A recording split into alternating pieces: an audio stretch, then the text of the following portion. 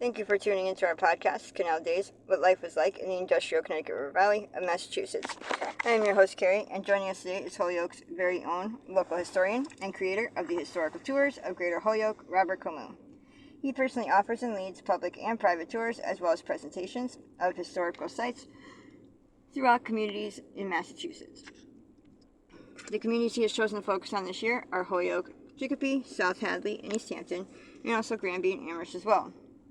His tours spotlight on local canals, reservoirs, cemeteries, and churches, as well as various parks, streets, and selected historical houses within each community. The episode we are going to be discussing today is the St. Thomas Aquinas Church, located in Springfield, Massachusetts. So what is the history of the church? The history of the church is, of course, the same as the history of the North End of Springfield. The North End was the French-Canadian ghetto of Springfield. Most French Canadians settled here. They also settled in Indian Orchard, but they knew that there were some mills around this area, and they always go where the mills are, more than any other ethnic group. And so, this church is at 40 Waverly Street. It's called St. Thomas Aquinas Church historically. But its name has changed along the way, so we're going to talk about that in its architectural style. And we're going to talk about the rectory too, and its history, and what's the becoming of the church, why has it made such drastic changes. Now, the parish, right, the parish is the people that make it up, okay? And this is an offshoot of the former St. Joseph's Church in Springfield, now gone, which used to be downtown Springfield. And the church itself, parish-based, was formed in 1904. That's the people. And it have masses around at social halls around the area in the North End. It didn't have its full church on its own yet. This church came around 1926. That means it's 98 years old, and it's celebrating its 100th year coming up in a couple of years. Okay, now, remember all these terms. This is a church, it has certain design, right? The parish that made it up sprung out of the St. Joseph's. Okay, and these are key points because we want to talk about its very unique look. Now, it does have a school associated with it in the past, and that school ran from 1908 to 1926. And it did have its own rectory. We'll talk about that at some point too. And what is the architectural style of the church? All right, so the architectural style. Now, if you look at it, it has two stout towers on both sides, and it has a stucco finish. All right, and the whole building is rather short, maybe a little wide compared to the shortness. It has some columns. You might think you're in the American Southwest, and this is a mission-style church. You're right, but you have to know what the churches looked like in Quebec in the very rural areas. The people that came from Quebec to Massachusetts came from the very, very rural areas of the province of Quebec. And there, they had a different kind of church style. In fact, the style of their churches looked very much like Springfield, Massachusetts' St. Thomas the Aquinas Church. And so you're looking at a style of church, a mission style that was used heavily in Quebec province.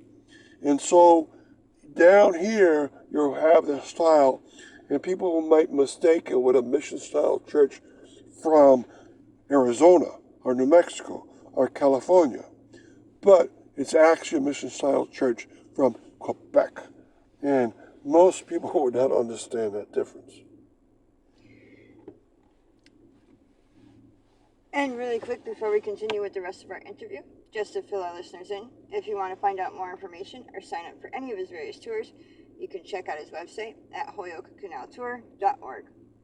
And there you can find videos and podcasts of the stops along each of his tours, as well as photos and text of the historical sites throughout.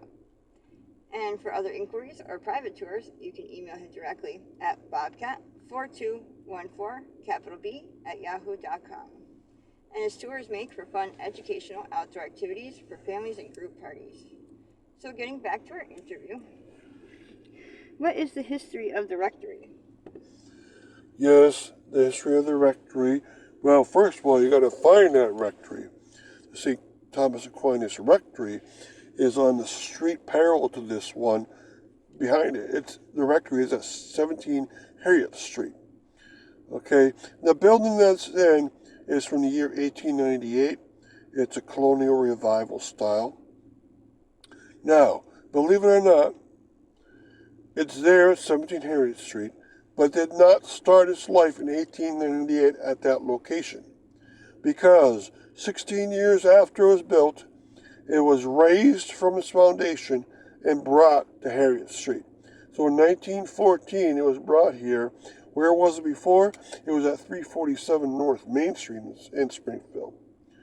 Okay? And it was brought to this location, and it served as the rectory, the school, and the convent. All right? The school was not particularly big, so it could fit into here.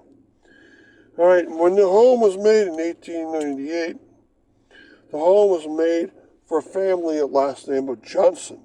And if you look at the house from the sidewalk, it's very easy to find a J embedded into the house. That's for the Johnson family. It's still there after 125 years. Okay, so you have two structures here that belong to St. Thomas Aquinas Church historically.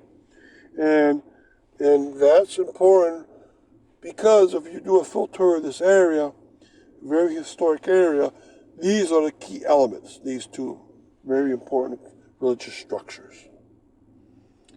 And what has become of the church? All right, now if you go and visit it, you notice that it's painted in very pastel colors now. Instead of its original gray stucco, it has on the top of the towers and through the middle where the main door is, they have a turquoise color there.